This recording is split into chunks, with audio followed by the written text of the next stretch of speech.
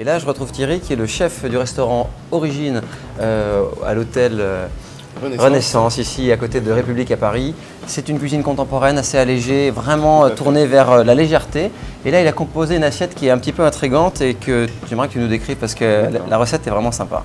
Donc là, on a cuisiné une petite frigola sarda auquel on a rajouté un peu de safran. On l'a cuit façon risotto. D'accord. Donc échalote, voilà. Revenu, vin blanc, classique, etc. Classique comme un risotto. Voilà. D'un autre côté, donc on a cuit des coques, tout simplement. Pardon.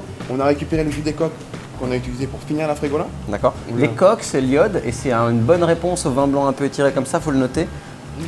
Bonjour à tous, voici la bouteille.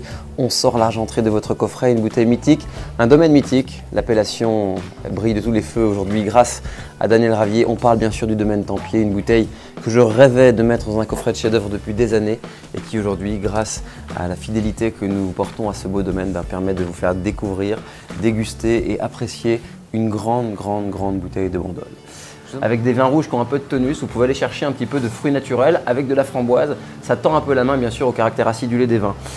Et puis, il y a un ingrédient qui m'intrigue aussi, c'est une pointe d'olive. Oui, tout à fait. Puisque je t'ai dit finalement que les grandes Syrahs, ça marchait bien sur l'olive. Exactement. Et là, tu nous as mis des olives tagaches, qui sont des olives tagaches donc de Ligurie, qui est une magnifique région italienne, qui vont apporter une pointe de salaison et un petit peu de...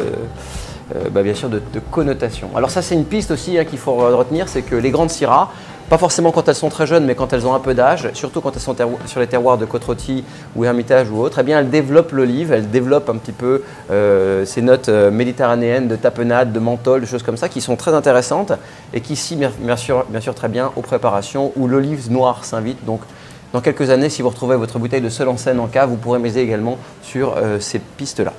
Thierry, je propose qu'on goûte. On va voir un petit peu comment ça réveille et comment ça match.